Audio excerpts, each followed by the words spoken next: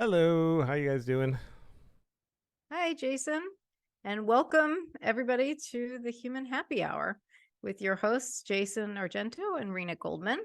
Today's guest is Emma Kinema, a union organizer and tech worker. She is the senior campaign lead of Code CWA, the Communication Workers of America's campaign to organize digital employees, and a founding member of Game Workers Unite.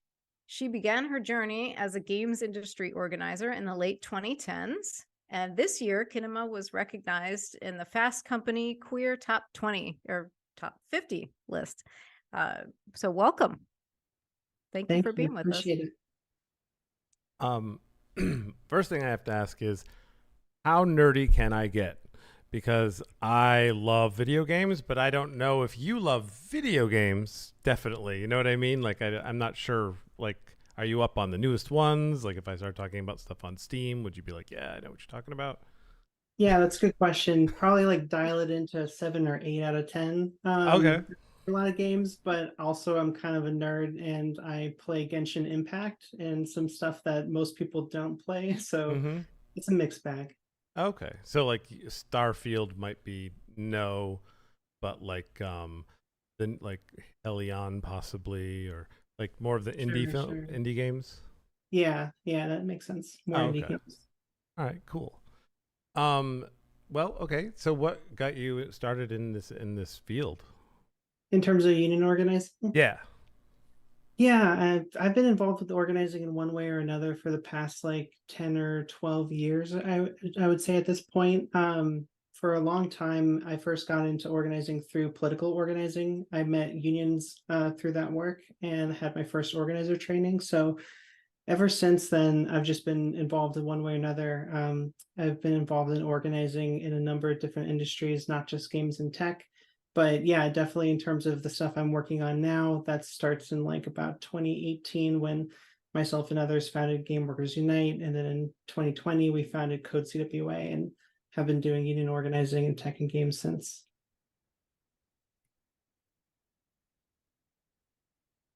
Nice.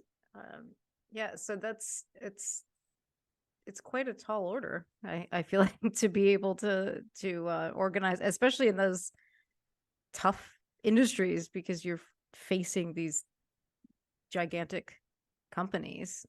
Uh, so what are some of those? What are some of the things that I guess work? What are some common issues that video game and tech workers face? How do you address that? How do you get people to come together in those tough spaces? Yeah, that's a good question. It's a pretty hard industry to organize in. I was just thinking. To say the least. I think it takes a lot of patience more than anything else, a ton of education work as we slowly change the culture of the industry. I think a lot of people are familiar with, the tech industry in particular having kind of this individualist, I can make my way to the top, I'll be a CEO one day type mentality. And overcoming that and overcoming the baggage that comes along with a culture that supports that takes a lot of effort. But it is totally possible. We've organized over like 4,000 workers into our union in the last couple of years alone. We've organized, not just at like startups and small companies, but also massive companies like Alphabet and Activision Blizzard and ZeniMax and you name it. So it is possible to organize. It just takes, I think, again, a lot of patience and a lot of education work more than anything else. You ever work with companies that have to do with the hardware of video games and streaming and stuff? Like, are you familiar with the whole Go XLR thing that happened? Yeah, we haven't had a whole lot of experience with that so far. A lot of it's been on the more like developer end. But I'd be super curious and interested to dive into that kind of organizing too, Yeah, um, as if we yeah, don't have our hands full enough.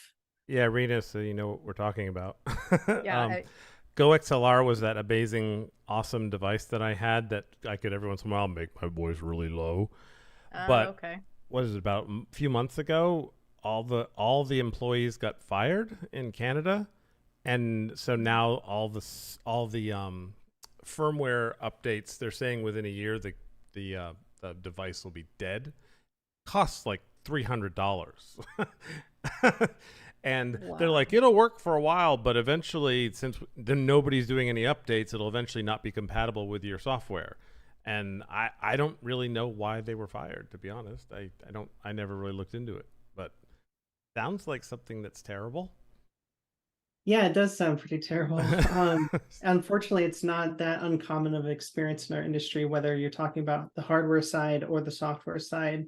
Layoffs are unfortunately a really harsh reality. Right now, the games industry in particular is facing a bunch of layoffs across companies like Bungie and Unity and Ubisoft. So yeah, it's not the prettiest picture to organize in, but a lot can come out of also some of these experiences. People really have their consciousness changed often when you realize, oh, I really am a worker. I actually am expendable. I'm not some Mhm. special professional or something like that. The company really does see me as just another dollar in the spreadsheet.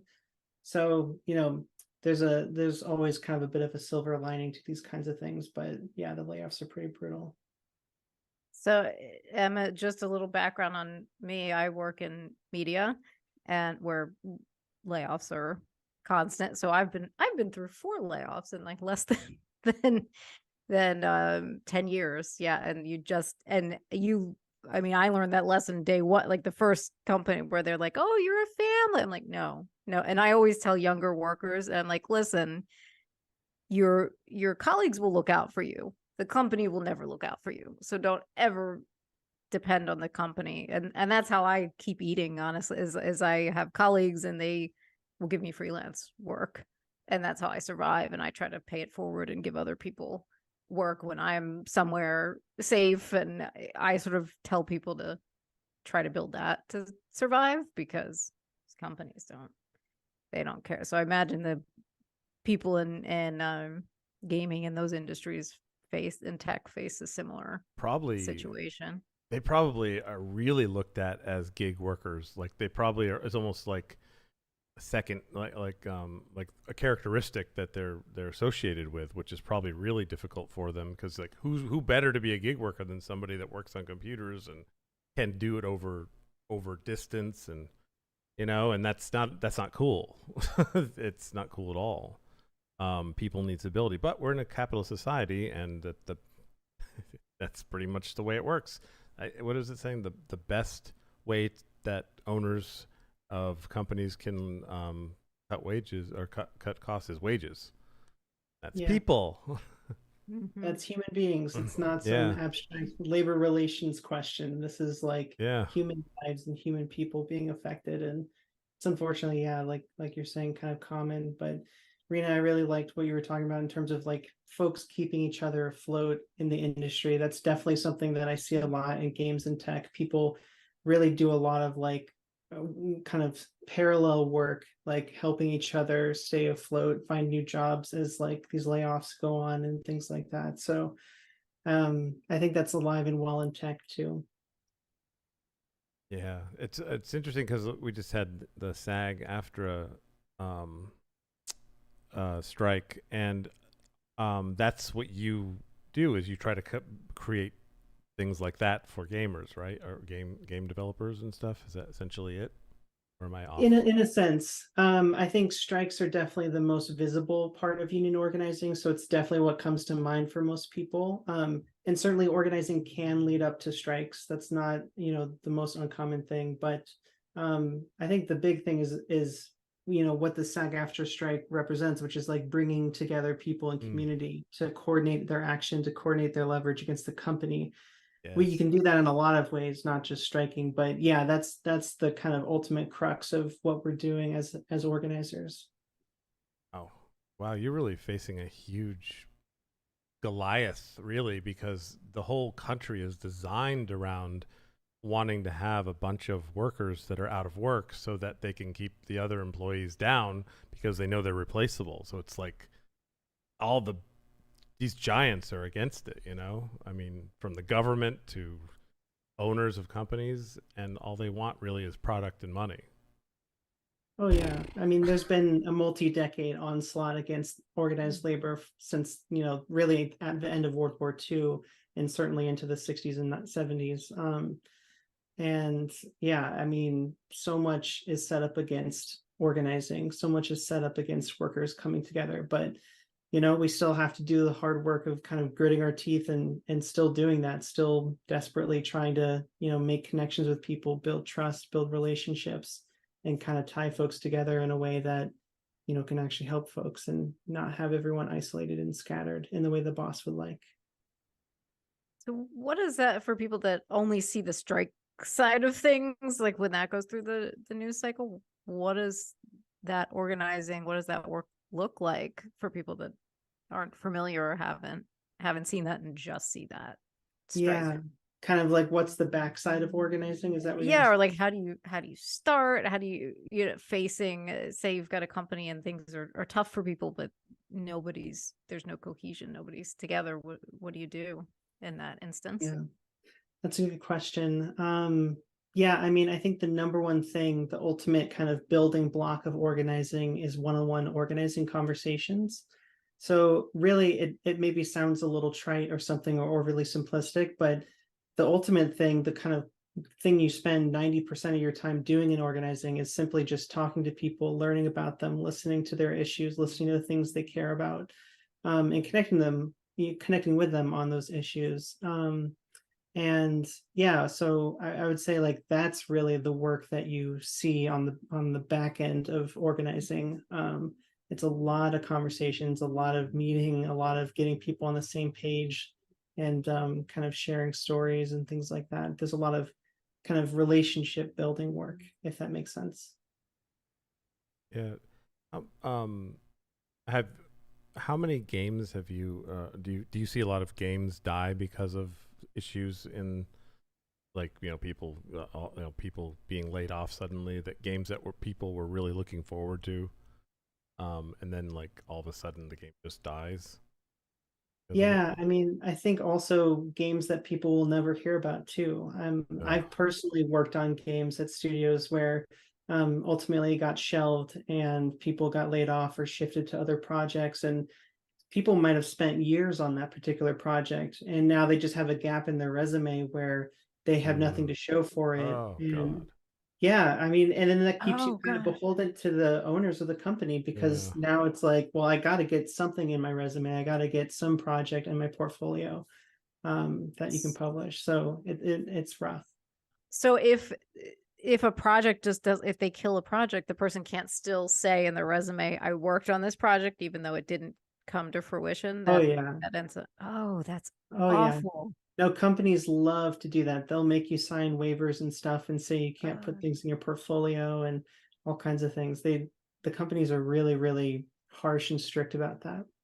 So what do people do in that when you're trying to get another role or work?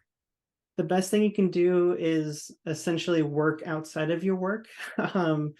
where you're kind of making your own projects with people that or creating your own like art if you're a 3D artist that you can demonstrate on your portfolio. But it means doing like extra work on top of your normal day job. I am very Unfortunately. familiar with that life. Yes. Yeah, it's so exhausting. I keep saying lately, I'm like, all of this technology that we have, why is this making us work more and it's making our lives Yeah. harder? Exactly what I it just does. Yeah, it seems counterintuitive, right? But I think one of the things we talk about a lot in our organizing spaces is that like tech can have a liberatory component to it. Like it really can free people up from labor. It can free people from difficult tasks. It can make menial things automatic.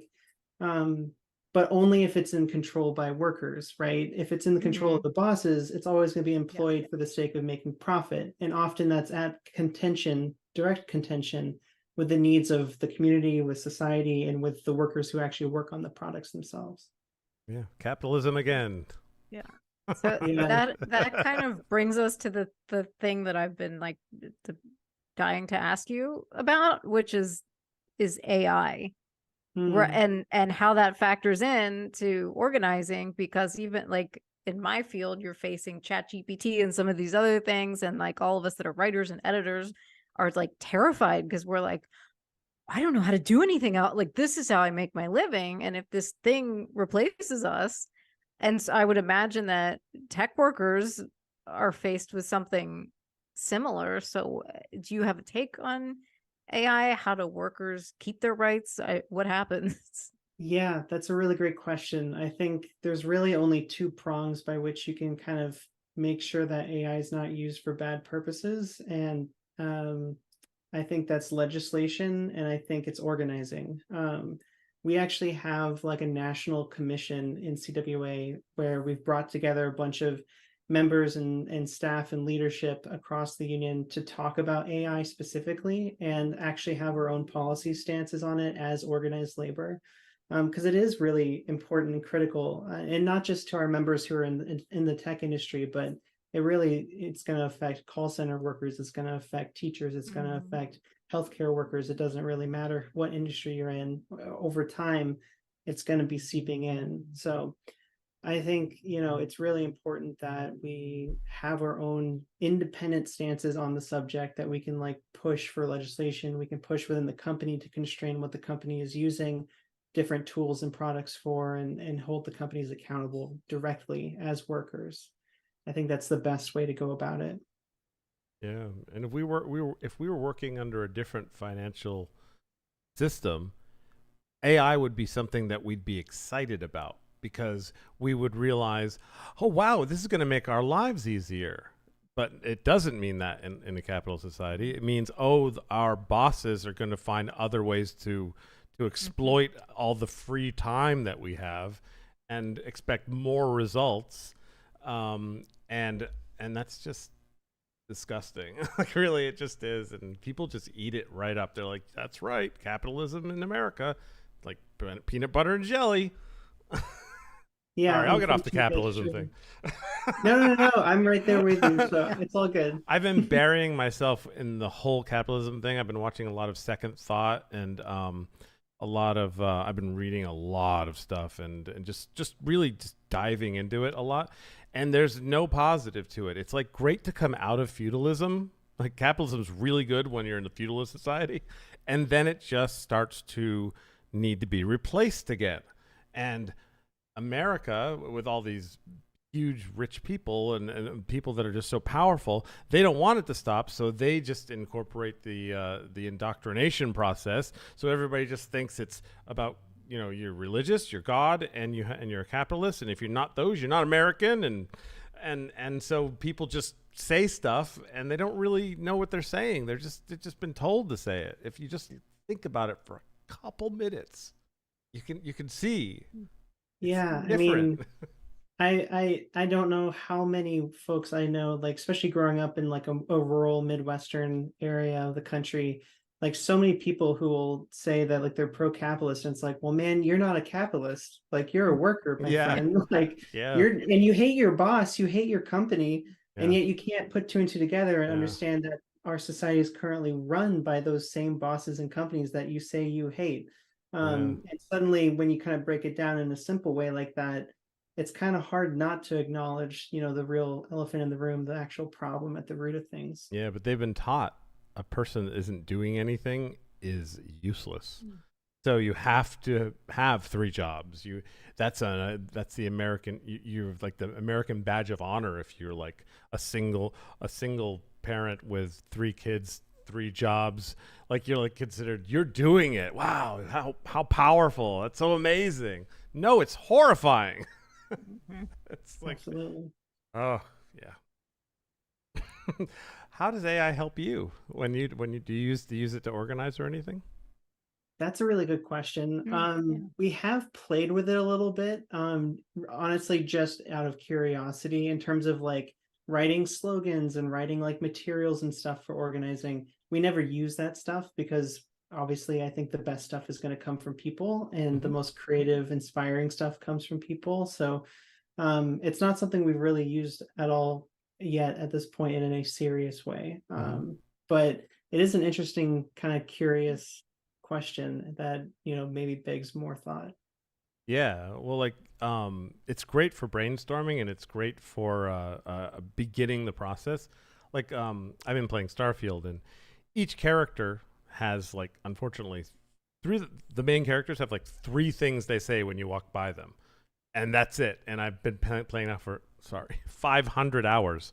So every time I go by Barrett, he says, "Is that your stomach or mine?" And I've heard that sentence 1,000 times going by the character of Barrett.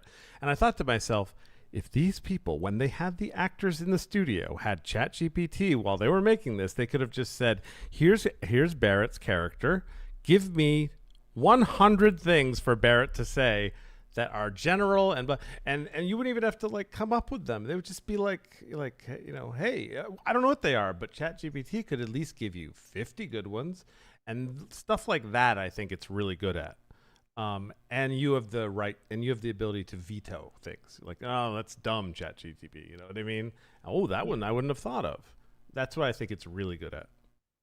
As long as we're still paying narrative designers and writers, I'm all for it. Yes, Yeah, yes. right. As long as it's Yeah. them using the tools and not, some business owner who's kind of circumventing the creative process.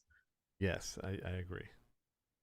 Yeah. So where do you see any positive, helpful uses for it? Because I when I look at the writing aspects of it and what I like, all of it just seems like we're trying to take these jobs away from writers. That's what it feels like. And that's the way it seems like it's being applied. And some of these companies are even like, doing it, telling actual writers, oh, we won't work with you if you use AI in your work, but then they're on the sly using it and pumping out articles with it. And so I wonder, like, if it wasn't driven by capitalists and people just wanting to crank out more profit, what are some good applications that could help people and make life easier? Do you see any in the tech area? Yeah, I think so. I mean, I think some of the best applications for it come in the technology kind of sphere, especially like in terms of making technologies that like can help people or handle things in a disaster or respond to different circumstances that like it might be dangerous for people. I think there's a lot of potential for AI technologies in a lot of different ways, but yeah, unfortunately, like you're saying, when it's controlled by business owners, it's not going to be used in the ways that are liberatory and good for people. It's going to be used in ways that are just for making money and replacing workers. Yeah, and it'll lose that heart.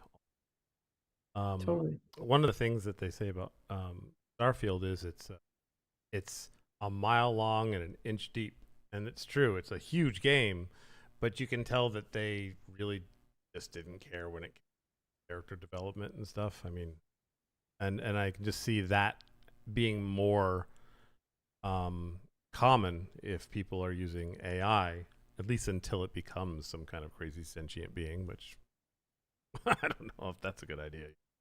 But yeah, it'll just be shallow. Everything will be very thin depth, seems.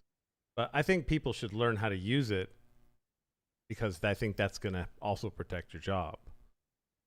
Because it's not easy. I just did a film festival over the weekend I think it was called the 48-hour horror AI film festival or whatever in LA, and I was working over Zoom, and we actually got into the festival with our film. Nice. And it's horrifying. But basically, we just used ChatGPT, Dolly, and Midjourney to create images that were based on the script that we had ChatGPT write. And then we took the images and we put it into Runway and I can't remember, Gen 2, something like that, and made it into animation and then edited it together on Premiere. And then we had AI make music and everything. And we now know where AI is when it comes to making films. Just so you know, it's not ready. Not ready at all. Right. But we do see now what it's going to be. And actors are in a lot of trouble. And I hope that was in the SAG-AFTRA thing about protecting people, because William Dafoe doesn't want to do it. Psh, we'll just use AI and make a William Dafoe. You know what I mean? Like, it's and I'm talking, and actually more so is the actors that are not famous, because they're the ones that really get hurt. are not the famous ones that are super rich. Totally. Yeah, I can definitely imagine a circumstance where you've got all these kind of lower level voice actors, especially in games, for Oh, instance, where you record maybe an hour or two session and then the company makes a voice model based off of you and mm-hmm. throws that at the wall. And Yeah. yeah, I mean, without proper protections and without like really good union contracts that outline terms that make sure that workers are being paid for that still, um, in a way that's like fair and sustainable. I think without that, it's a really kind of dangerous tool. Yeah. Even though right now it's still early on and you can't fully replace people in the creative process, but I can totally imagine at some point that being the case, and that could be some problems for sure. Although I guess like if you forced protections where they had to be compensated fairly every time you use, even if you made that likeness every time that you used it, that might not be a bad gig because then you only have to show up once and you keep getting paid, but only if that you can make it so that Yeah. there's a fair compensation model for using any, even if it's an AI generated version of you. which would Yeah. which would take legislation, which leads me to my question. I would love more clarification on when you're sitting and you realize there's something that needs to be done about something. What do you do to influence legislation? Like, what's the process? Um, like, Yeah. you go right down to the city hall, or like, what do you do? Are you asking in the like union organizing context or in general? In general, like say we were just talking about the voice acting thing. Like, if you see that that's going to become a problem, what would you do to try and help if that were what you choose? That's what you chose to take on.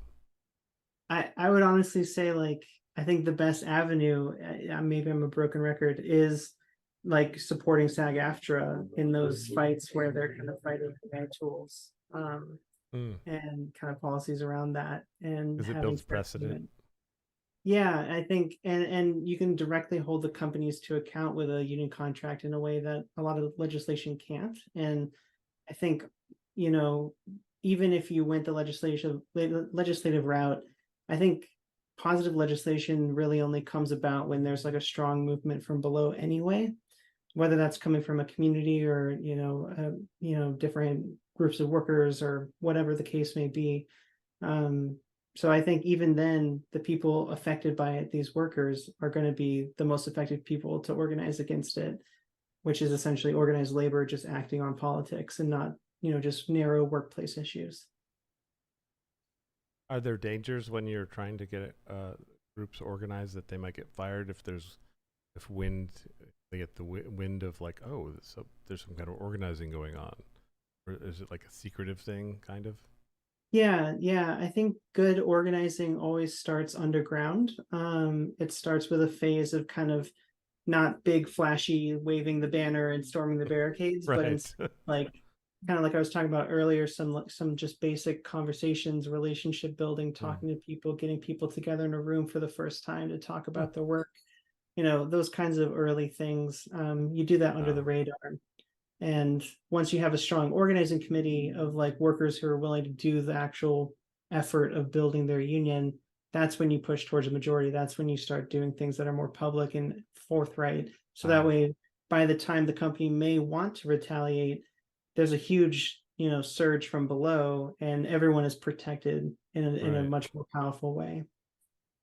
Wow. Do companies have like moles in place or anything? I would imagine like myself, if I were like this evil like corporate person, I'd be like, I would put people in there, and I mean, if I'm saying, maybe I shouldn't give anybody ideas. No, it's definitely a thing that happens sometimes. Not Wow. as common as you might expect, but it is a common practice, at least for employers, to often get like an anti-union organizing committee up and Mm-hmm. running. Usually people who are really close to management or people who, you can kind of buy off by offering promotions or whatever the thing is, and have them as like workers fighting workers now and divide Mm. like the workplace. Because if it's workers versus boss, that's a really strong campaign. Yeah. But if the boss can get a small minority of workers to be anti-union and really loud about it, that can really disrupt things in a really effective way. So maybe it's not a mole in Yeah. terms of like infiltrating the actual Right. organizing, but it is common for bosses to use workers for their own ends. Disturbing. Yeah, it's terrible. Like, I don't like it. So, what are some things in all of this that give you hope? I guess where do you see all of this going? And yeah, I guess talk a little bit about where have you seen some major wins, and do you see wins in the future? Yeah, I mean, absolutely. It's almost hard to know where to start in terms of listing positive things. I mean, we've just seen so much actually over the last few years. I mean, again, like I mentioned before, over 4,000 workers are now organized into our union. These are tech game workers, which is really significant. And those workers are all like fighting for pay equality on the job. They're fighting against discrimination and bad employment practices. They're fighting for just cause rates, so that way the company has to prove that they aren't good at their job before firing them. So many different things that just systematically overturn unfair workplace practices and overturn discrimination in the workplace on a huge scale. So I think those things are really positive. They really inspire me. And I think the fact that more and more workers step up, the more and more campaigns succeed. It's got a bit of an exponential effect. So even though maybe we've gone from 0 to like 4,000 workers organized, I can imagine a future where it spikes even further beyond that, if that makes sense. Yeah, and so do you follow labor movements in other industries? How does that work? Do you communicate with other leaders? Yeah, absolutely. And we coordinate often with other unions. I remember like probably one of the best examples of that is early when we were organizing at Alphabet back before as a public campaign. And Alphabet is the parent company of Google, if folks aren't familiar. Back in the early days of that, we were organizing and we got in touch with some workers who were in the cafeteria line of work at the company. And they weren't organized yet, but we worked with Unite Here, the union that organizes those types of folks, and got them to organize like a whole several years earlier than they were going to. And so these people now had like protections and stuff way faster because the tech workers made those connections and kind of connected the dots across unions. So there's like definitely a lot of opportunities for kind of solidarity and building connections across different unions and different industries. So it's definitely something I follow a lot very personally, constantly tracking the kind of movement of, what's going on at UPS and what's going on in the UAW with the big three and, what's happening with SAG-AFTRA and the Writers Guild. And all of these things are things we can draw really meaningful lessons from and use in our own organizing. I've heard a lot of people on the left giving a surprised praise to Joe Biden and what he's been doing with unions. But I don't actually know if he deserves it. And I assume you do know if he deserves it. Could you tell I at least me? have opinions on if he deserves it. Yeah. I am no fan of the Biden administration. Personally, just all of the awful things that really any administration in the history of the United States does on a regular basis in terms of foreign policy and domestic policy overrules, in my mind, any positive spots. That being said, 100%. there have been good, positive things for unions under the Biden administration. There have been new rules at the board that make it easier for workers to organize, that puts more penalties on bosses to prevent them from, doing union busting campaigns in a more drastic way. And things that help with, like, for instance, identifying joint employers, so that way contractors don't fall through the cracks of organizing and these big companies can be held account. But those things only happen because the labor movement is resurging again. It's not because Joe Biden is just like particularly into unions these days. Right. Okay. It's because like there would be a problem on their hands if they didn't. Right. Right. It's just like FDR was never pro the New Deal. Like actually he ran originally against like those kinds of programs, but in the heat of the Depression, he knew the only way to like stave off like mass revolt by the working class was to give some concessions, right? Yeah. So this is just another example of when the movement is really strong, when it's starting to build up again, when bosses and the politicians who represent bosses, once they catch wind of that, they're pretty quick to give little concessions to make life a little easier, so that way you don't actually have a problem with the system as a whole, and you're just dealing with the scraps that you get thrown. So keep them right on the line of misery.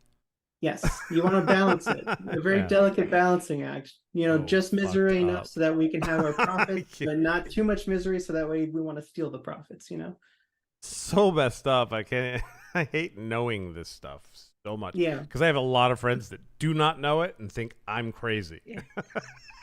And it's so frustrating. But they're so much happier than I am.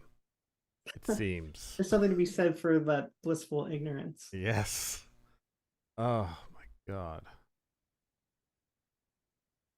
I like your necklace, by the way. Oh, thank you. It's the flag of Venezuela on a star. Yeah, it's very cool. Nice. I'm going through our. I just want to talk about games, so I'm I trying, know, I'm you letting wanna you talk. I'm letting you stay on task. What do you think about the day yeah. before being considered possibly a fake game? I have no opinion. Honestly, if I'm being candid. Oh, it's such a huge deal in the gaming world, though. Because Yeah. apparently there's people working on it, but yet everybody thinks it's a fake game, and yet they still think it's going to be coming out. It was like #1 on Steam list, Yeah. but everyone's like, "Wait a minute, this isn't even a real game," and they're like, "Yeah, it is," and then it's a nightmare. It's so fascinating to me. I don't know. There's honestly so much drama in the games industry. It's kind of ridiculous. It seems like it. Well, you've got really critical people. Like people can make a game and even though it's like if you look at it and you look at, oh my god, people did this with ones and zeros, and then like people just come down on them and talk about the bad stuff, and they will just hammer people into the ground for making this thing like that's just still good. I mean, like so critical. It's hard to deal with sometimes. Oh, absolutely. I mean, I think it's a miracle that any game gets made. Yes. It's such a delicate, complicated bundle of all these different disciplines between engineering and art and design and writing and QA testing and production. And, it's the most complicated art form in the history of humanity. It's Agreed. got the most diverse set of disciplines that go into it, more than anything else in the history of, art. Yeah. And it's a miracle that any of it works. And especially as someone who used to work as a QA tester, Lord knows those games are hardly functional for about the first 90% of their lifespan. Yeah. And then suddenly, right before you launch, it gets all tightened up, and usually that's the crunch of a lot of workers. But Yeah. it's a miracle that anything's playable. So if Yeah. anything ships, I think that's a positive thing, honestly. I completely agree. So I don't really know anything about gaming. So maybe my questions will be for the benefit for other people listening that don't know anything sure. about gaming. So how long does it take? Like, can you explain the life cycle of a game? Like, how long does it take to make?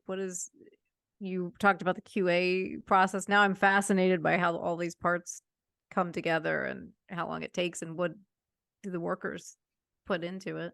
Yeah, good question. It definitely depends on what kind of game we're talking about. A small indie game versus like a AAA studio like Activision Blizzard, very different, but the kind of work that goes into it is still very similar. I think early on you've got a lot of conceptualization work, kind of early drafting and designing and testing of different mechanics, seeing if this and that is fun or not. And then eventually kind of starting to polish it. You have artists making all of the assets and environments and the props that are used and the characters that are in the game and all these things. And this arc of organizing production really culminates in QA testers at the end being the real like kind of bottleneck of the production process, which is interesting because these QA testers are actually poorly paid for the most part. They're kind of the worst treated discipline. in the whole industry, but they actually have a huge amount of leverage Wow. because Yeah, that right seems before like the most launch, important thing, right? Like, yes, those are the people that make sure that you don't launch a failed product, but they're treated absolutely. the Yeah. worst. No, Interesting. it's like that final 10% that really locks in that this is going to be a quality product that people are actually going to buy. Hmm. And without that, the company is just in a disaster mode. So that's a little bit about just like a super simplified version of the life cycle of a game, I would say. And, when you're talking about the bigger games, it's usually on a scale of 3, 4, 5 years or so, um, give or Wow. take a little bit. So people are developing and so you might be QA testing the same game for like 5 years or something potentially? That is Or possible. Usually they have you shift to products that are closer to launch, and then they'll move you when the next thing gets close to launch. Because QA is most helpful towards the end of the life cycle. But often you still do have QA throughout the whole thing. Just like usually they have lower amounts of folks involved early on. wow. Uh, yeah, I didn't think about it the way that you just phrased it, that it's one of the most complicated art forms because of all the different disciplines and things that people have to do, and then they have to bring all that together. And yeah, I have a lot of respect for anybody that can do any kind of art or any skill that I can't. So I'm like, yeah, these people should be paid. This seems super hard. Like let's and it's just yeah, and then you come up with this product, and then the people that are making sure that this product is good and works, and those are the treated the worst, which is Yeah. just kind of so is that like was being in QA and being in that environment and being treated that way, did that have an effect on why you decided to start organizing? Yeah, absolutely. I mean, I always knew that we needed to organize the industry anyway, because any unorganized industry should be organized, in my opinion. There's only upsides and really no downsides to it. But yeah, definitely having worked in QA, having kind of seen the dirty side of the industry, if you will, the kind of rougher side of it where people can't hardly make ends meet, and you have to have multiple jobs to stay afloat, and you can hardly afford housing, and all these things that comes with being a QA tester often. Definitely motivates someone to be involved in union organizing, to say the least. I read a couple of the articles. I think some you wrote and some were profiles, and I was surprised by the horrible treatment of women and femmes. Like, and I guess not surprised given our culture, but I guess given the time period. So it reminded me of, I have a friend who's in her 70s and she worked in like the advertising industry, and she said that men would do things like hide her paycheck or like just awful things. And some of the stuff that I read that from you like made me think, and I'm like, oh, it sounds like somebody in this trying to work in the 70s in that industry. And I'm like, how depressing is it that we haven't gotten any better? So can you talk about what that's like to be in that culture, and do you feel like there have been any breakthroughs in that to make it a little better? Yeah, I think there have been some improvements and breakthroughs. I think we saw a huge culture shift over the last couple of years in particular, between things like the 2019 Riot walkout at Riot Games. Women and a bunch of people supporting walked out over kind of how the company was silencing harassment victims and abuse victims, using NDAs and things like that. And in 2021, we had the walkout at Activision Blizzard, which was over the kind of rampant culture of sexual harassment and abuse and things. And I think it's just kind of been shed a light on in a way that's like really profound.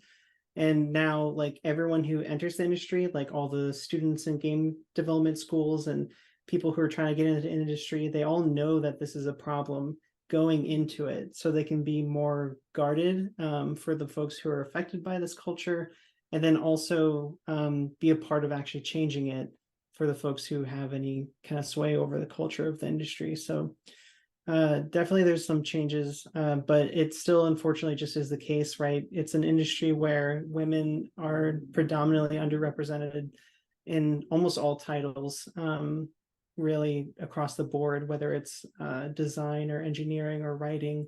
Um, Really, art is the only place where you get to see a lot of women and non-binary folks and things like that. Um, but still, there's improvement being made, and I think there's some bright future ahead. Hmm. I'm curious. I used to own a video store, which totally fits my profile in life. But um, I learned as as a owner and manager, especially in the teens to early 20s, that females were much better at everything. I felt, and I started to feel like I was contributing to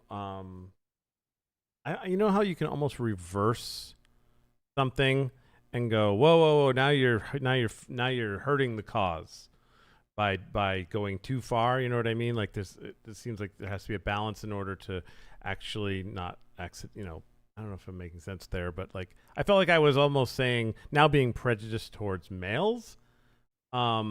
But I was right. Females were better at everything. They were just better workers. They were smarter, and I'm sure that has something to do with the age too. Um, do you think that there's any fear of that in the future as far as like men? Do you think that's why men keep women down because there's any kind of fear of that, or do you think it's just a testosterone ape thing? Those aren't the only two choices. Yeah, good question. I do think it's a little bit more complicated than those Yeah, two it is. questions. Yeah, just those two. um, I think honestly, like a lot of it comes from just embracing the status quo. People don't like to go against the status quo, and the Mm, culture has been established like that for so long that to speak out against it is kind of to make you kind of an easy target. And so I think in a lot of ways it's just people not being motivated and being apathetic towards the matter that kind of keeps it in place. I don't think there's a lot of mustache twirling men in the industry who are, out there just to ruin some woman's day or something. But right. a lot of it comes from like kind of a culture of Being laziness. indoctrinated kind of a thing.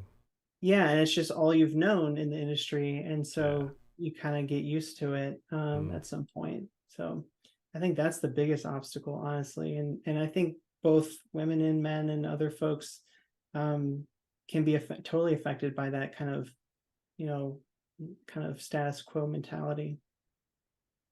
oh yeah. Yeah, people should just be judged on their merit and their capabilities and leave gender out of it somehow.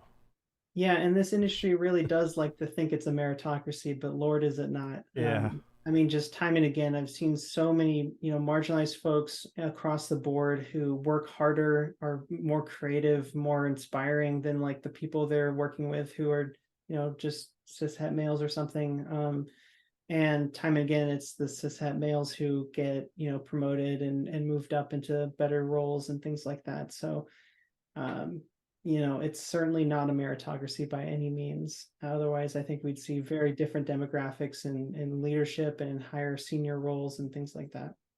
Yeah, you're right though. I agree. It is totally in our society, and I've felt it myself being on the side of accidentally uh, falling victim to making assumptions like that about women or different races. Like I grew up I grew up always wanting my main character in a movie to be a white guy, and then he had sidekicks. That's how I grew up.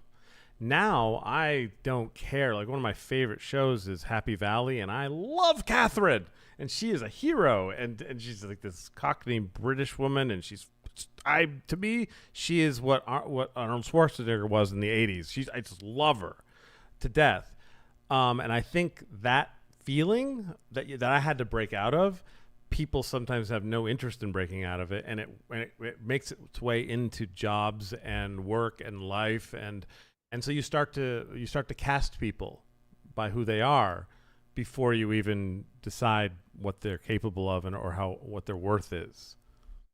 So I agree completely. I got out of And it. it's ironic too, because like I think especially for folks in my generation and below, video games is like one of the big media that they kind of take in as kids, and they learn, bad cultural assumptions and things from. Mm-hmm. And that comes then to bite them in the back when Mm-hmm. you're trying to get a job, and those same things that you were programmed with are now influencing the workplace, right? So it's definitely, an evasive problem. Yeah. And you have to work at changing it if you're a person that is, perpetuates it. Like I was so bad I couldn't play Tomb Raider because I just didn't want to be a girl, which is ridiculous to me now. Oh, wow. Absolutely ridiculous to me now. I realize how stupid that Jayson was. I can't tell you how stupid that was. But I had to work at getting out of that.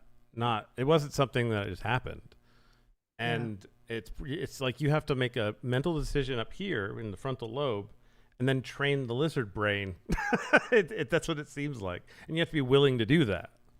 Otherwise you just live and cause more mayhem and more suffering.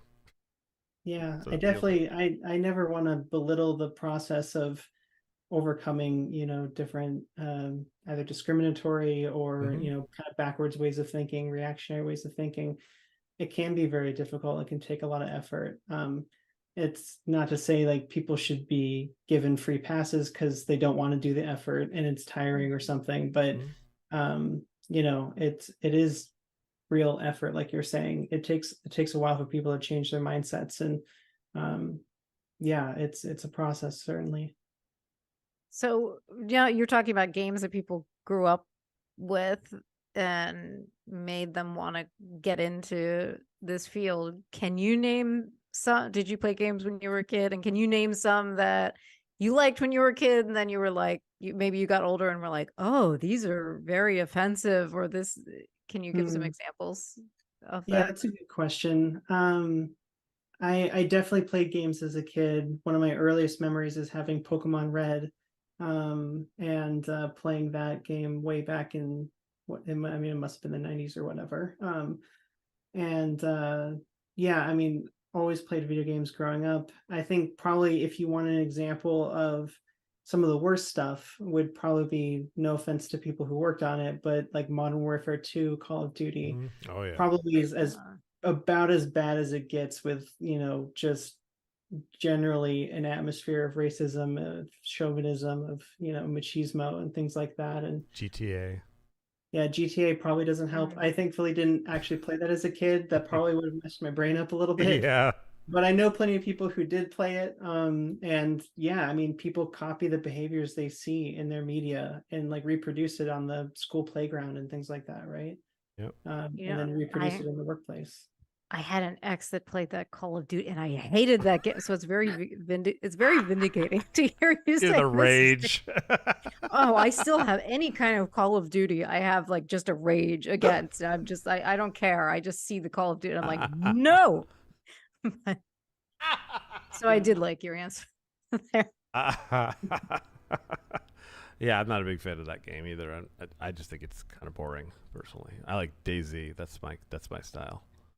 I like long trips to disappointment. That's what I enjoy. So um, go ahead. oh, I was going to say what you were. Uh, Another thing that I'm happening right now, going through in my life right now, is and I don't even know how to phrase this. Is how much I'm still learning. Mila, my daughter. Nope. See, I fucked it up already. Has become Nicholas.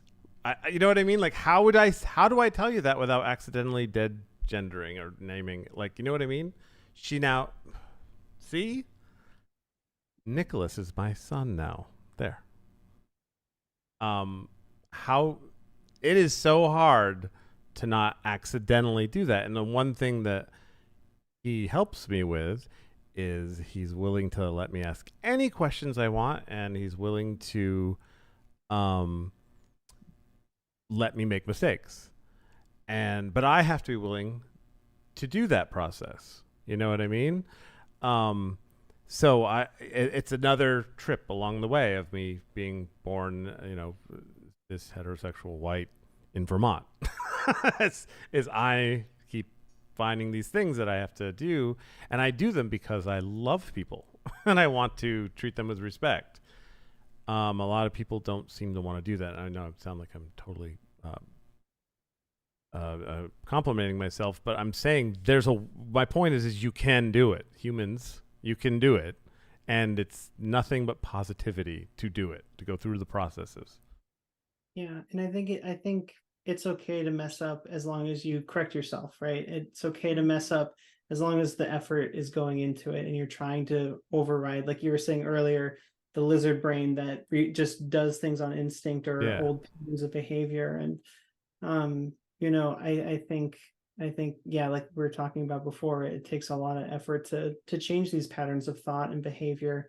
It's not something that can always happen overnight. And I think the defining thing is like, for me, I'm willing to like take the time to be patient with someone if they're messing up with me too. So long as they're putting the effort in, right? I'm happy to like sit down and talk to someone, answer questions, educate them, if they're genuine, right? Yes. So I was going to ask you, Emma, are there any games that get it right or that represent people very well, or that, like, what do you recommend, or what do you say, like, this is a good example where things should be going? Yeah, that's a good question.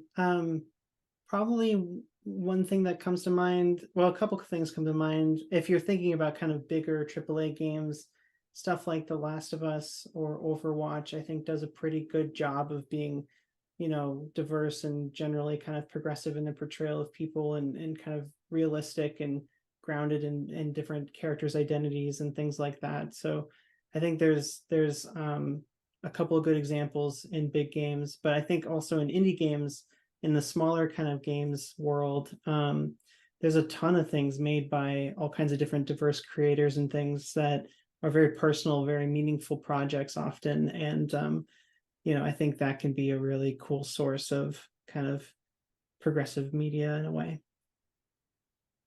I don't know if you've played Starfield, but they've done a really good job with it too, I think. I haven't played it yet. Yeah, you can follow a romantic plot line with any character, and male, female, doesn't matter. Every once in a while they'll give you an option to flirt with Barrett or something, like and stuff. And it's interesting because I have found myself falling into the same thing there. I'm like, well, why not? It's just a game. I could go down a road with Barrett, right? And Simon. Like, why not? But it's still hard to do. You know what I mean? Like, it's a game, and I'm like, it's so weird. Like, why? So I thought about next time I play it, I'm just gonna explore that. Just in the game, just going to. Just why not? But I feel like somewhere inside, I feel like it's hurting me, and it shouldn't feel that way. You can be not attracted to someone, but the feeling that it would hurt you in a game is messed up, and I want to conquer that about myself. Better to get those things out in a video game with actual people. Exactly. Yeah, exactly. Yeah. I have a lot of issues with that game.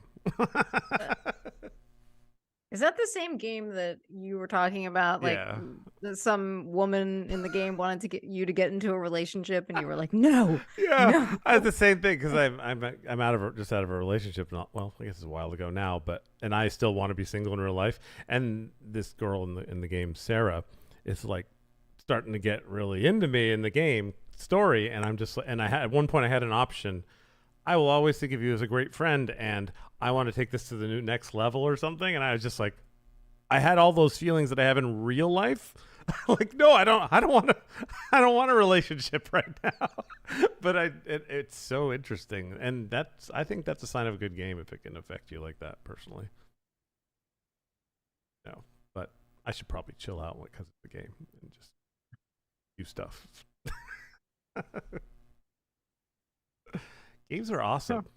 I'm sorry, but they just are. It's pretty wild. It's like you can have quite a range of experiences and stuff in games. It's really strange and interesting art form, in my opinion.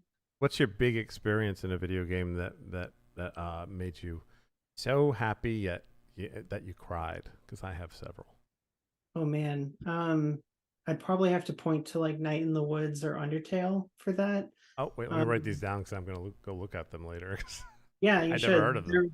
They're both smaller, like independent games. But like Undertale, there's some really good stuff with like betraying friends and things that kind of comes up as a theme. And like harming people without intention and stuff like that. So anyway, there's actually the same themes in Night in the Woods now that I think about it. But I really both liked those, and they were like super emotionally moving for me, at least. I cried all the way through Last of Us. That Oh, really? game, all the way through it. I could not believe how much that game affected me. I was just like, oh my god, Yeah, the whole it's time. pretty moving. Yeah, yeah, it's really well done. Yeah. I was so impressed.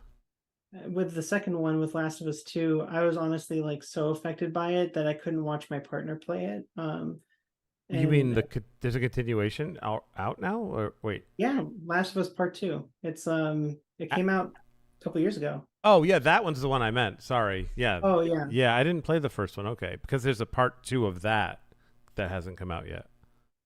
Like, Gotcha. yeah, Yeah, okay. I see what you're Which talking about. they're Yeah. probably waiting for the show to catch up or something because they probably don't want to throw the game out before the show. But yeah. Oh, is the first one good? Okay. Maybe I Yeah, should. the first one's really excellent. I Oh. definitely prefer it myself. I just Oh. found the second one to be a little too traumatizing for my own taste. But it Yeah. is good. It's really well written. Oh wow. All right. Oh, that's another one I'm good. I'm just kidding. I just did this because I wanted game references. I'm now because I know nothing about games, and so I'm like Googling. I'm like, oh, there's a video game and a show. It seems I'm like just discovering this for the first time. Uh, so are these games? Do they involve? Is it mostly story, or do they involve a lot of This like one is. There's buttons? Like, there's a lot of there are buttons, you're unfortunately. It's not a Buttons. movie. But there's a lot of kind of traditional kind of gameplay with like firearms and stuff like that. But it's very narrative heavy. It's very like story centric in how it's structured, and there's a lot of kind of character development that's really rich in that game. Good Both part acting. one, yeah, really good acting, very good acting. Um, yeah, so it's an interesting game, kind of very cinematic, if you will. Did you play Resident Evil when it? Well, probably not when it first came out, but did you play Resident Evil the first one? No, I didn't, but I've watched my partner play. Mm-hmm. That's an example of bad acting, like like the characters. I don't know where they got people, but like yeah, they're spending money on stuff now. Like they've realized the game industry is bigger than the movie industry, much Yeah. bigger. Oh yeah. No, I mean the games industry makes more than the movie and music industries combined. Yeah, it's huge. wow. Yeah. But what I don't understand, like, so I guess to give you some context into me. So when I grew, I was not allowed to have video games at all. So it was like, oh, that'll rot your brain. You're not allowed to have it. So then after not being allowed to have it, you don't grow up learning how to play them. So then you're like much older, maybe high school, college, or what, and somebody goes, well, here's a video game, and then you're like, I don't understand, you know. And then it's like, well, I'm not going to spend time learning this. So I have a hard time like movies, right? I love a book, like where I'm like consuming this great story, and I'm hearing you all talk about these experiences with the story, and I'm like, what is the appeal of the having to like work for the story, I guess. Like, Well, I think there's a lot of substance that can come out of the mechanics of the game too. So gameplay itself, not just like traditional storytelling in the context of a game. The game's mechanics itself can actually be kind of evocative in a lot of different ways. It's hard to kind of explain, but I don't think it feels like a chore for a lot of people. Unfortunately, games does have in general this kind of accessibility problem where it takes a lot of experience and kind of muscle memory to really learn how to play modern video games. And so if you just didn't have that growing up, or you just haven't been exposed to it enough, yeah, it's like you can't just pick up Last of Us 2 and play it and experience the Mhm. story in the same way. So um there's kind of that problem as a medium. But I think also, like, in terms of film and television, like films and television, like the editing techniques and the writing and the kind of the way they're produced now, like if you took a person from 1920 and tried to sit them down in front of Mm. a modern movie, they would Mm. not be able to parse the story. I don't think they'd be able to track it, because we've been raised on movies and TV. We've learned the language of cinema. We know Mm. what editing looks like, and what it implies when certain things happen. And I think it's similar with games, where like if you don't have kind of experience knowing how the medium works and how the kind of form of the medium is, you have this accessibility hurdle. Mhm. Um, I think it's a bigger accessibility hurdle than movies or TV, for Yeah. instance. But I think all art forms have that in a way. There's some level of like learning curve or something. Yeah. The big change for I love the way movies you was, phrase that. yeah. I think the Yeah, big change for movies was Pulp Fiction. That was a big deal for editing. Like it was one, not that there weren't other movies that had edited strained in out of order, but that was the first one that did really well, that everybody saw, where they had to use their brain a little bit to like get used to what happened. You know what I mean? Yeah, where like some more advanced editing techniques entered like popular film understanding. Um, Yeah, yeah. yeah, definitely. I mean, there's a really good documentary on editing. Sorry, my background's in film and TV too, so Oh no, we need 2 more hours you, then. yeah, you've accidentally like stumbled into a whole black hole of I'm information. a But filmmaker too. All right. yeah, there's a really good documentary on editing that has Quentin Tarantino in it, and he's talking about like old Soviet film editors and stuff, Mm. and talking about how like pretty much no editing has been invented since then, like no new techniques. Like it was pretty much all figured out in like the 30s. Wow, my Um, God. and it's just a what's the matter of name like of that? applying it. Yeah, that's what I want to know too. I really wish I could I'll remember off the figure it top out. of my head. Yeah, Yeah, it's really I good. would like to watch that. Yeah. Yeah, I wish I knew the title of the thing off the top of my head. I don't anymore. The history of So cutting? what made No, Might be. but All I'll I know figure is there's a part where Quentin Tarantino goes, "Those goddamn Russians just figured it out," it and that's always been burned into my head ever since. so you started it was that your major, or did you do work there and then you transitioned to I also worked in film gaming? and television. But yeah, I studied film and television and game development in university. But most of my working career has been in games, honestly, and not as much the film. Freedom's Fury?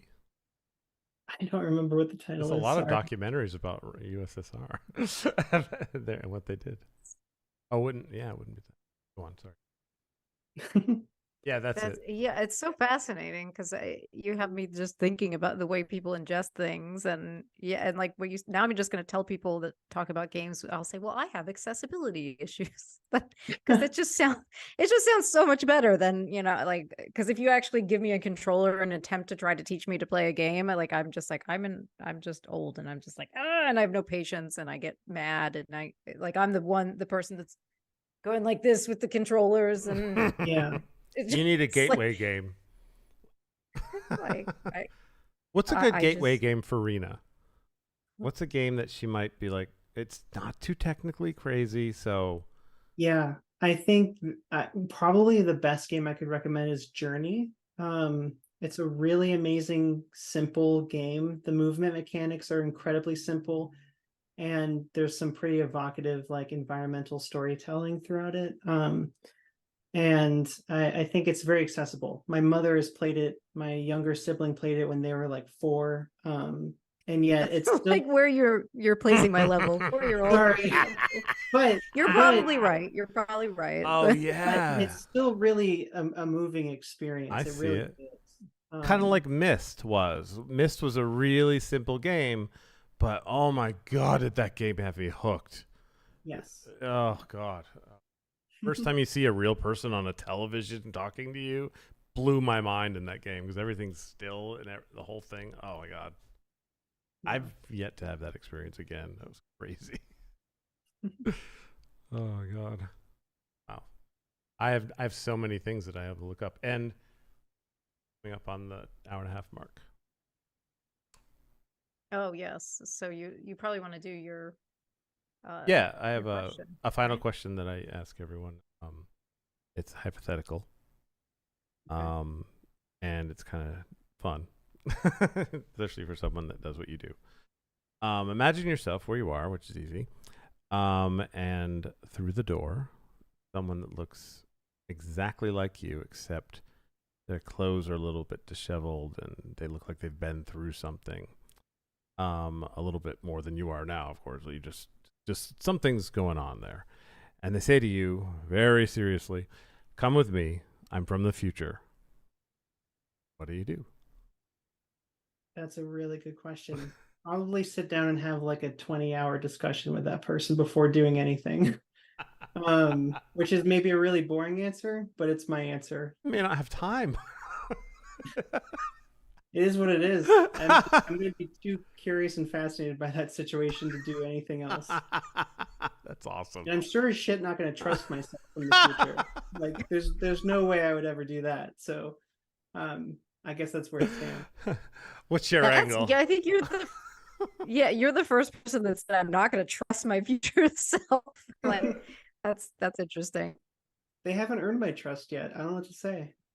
Oh, that's hilarious. Well, yeah, because you don't know Yeah, I guess anything that's what's going true. on. It's Yeah. already so weird. Yeah. How can you trust it? Yeah. And how do I know it's like a legitimate actual me from the future and not Hmm? some duplicate? Anyway, you could go down the rabbit hole.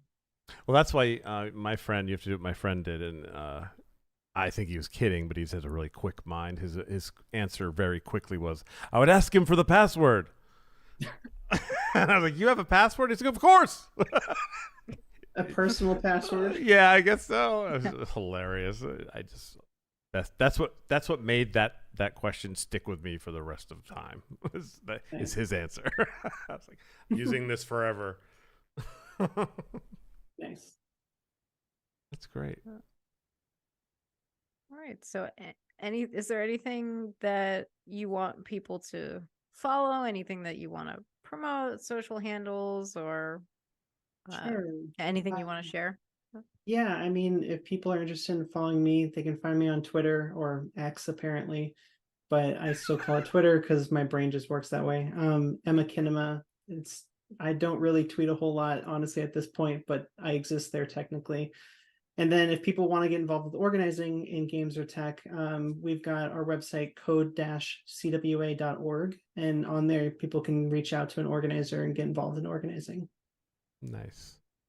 That's great. And anyone And that's watching, make sure you subscribe to our channel on YouTube. That's that's the least I can ask, and it's the most important thing. Everything else is gravy after that. Please do. yes, and like and share and Oh all yeah, those yeah, good things. definitely for sure. And yeah, I'll be editing this, and oh my God, you're a filmmaker editing. Sorry, there's a great. I don't know if do you use Premiere? Yeah, Premiere and Avid were what I was primarily trained on and used. Do you still edit? A little bit sometimes, but not a whole lot anymore. I'm pretty busy. There's this insane tool now where you put. You probably know about it. I don't know, but you put if you have two camera angles, I use it for this actually. You put one on the top. You put one over the other, and then you assign the audio to them because you have them separate audio, and then you just press a button, and it goes back and forth between the cameras depending on the talking, and it also has you can set parameters like I want a 1 second delay every once in a while so that it does that thing where someone's talking and then it cuts. Right. And An you can L or a J cut. yeah, exactly. Like it turned like 4 hours into 10 minutes. Yeah, that's pretty wild. It's Yeah. it's a really powerful tool for getting a rough cut in. Yes, exactly. Yep. Yeah, I love it. I just yeah. It's saved my life pretty much cuz Nice. awesome. All right. Have anything else, Rena? Well, I mean, I know. Thank you so much for Yes. being with us. We probably could go on forever. I know. About I'm like state of the world "Damn." organizing, asking gaming questions. It really has been a pleasure to chat with you, and I did learn more about games and why they're not accessible to me. Um, so yeah, so thank you for being with us and sharing Yes, some thank of you. your work with us. Absolutely. Appreciate it. And sorry it took so long to kind of get our schedules lined up and stuff, but No glad it biggie. was finally able to work out. Yeah, definitely. All right. Cool. Well, Thank have a you. good rest of your evening, y'all. You too. All right. They get these big something. I don't understand what a non-ADA one. And then they were like, you know, and you have to sign a contract and stuff. And I'm just like, and people are like, why don't you use you know, different kinds of wood and build one and stuff. And I'm like, no. Like it needs to be ADA. Like this is not like we're talking about Reverend Annie Chambers. Okay, first of all, Black Panther, revolutionary, like no, she deserves to have dignity and have, you know, she deserves a throne, but you know, we can't afford that, unfortunately. But no, like I know people are trying to help when they say things like, why can't you just build one? But like it's about safety. And that is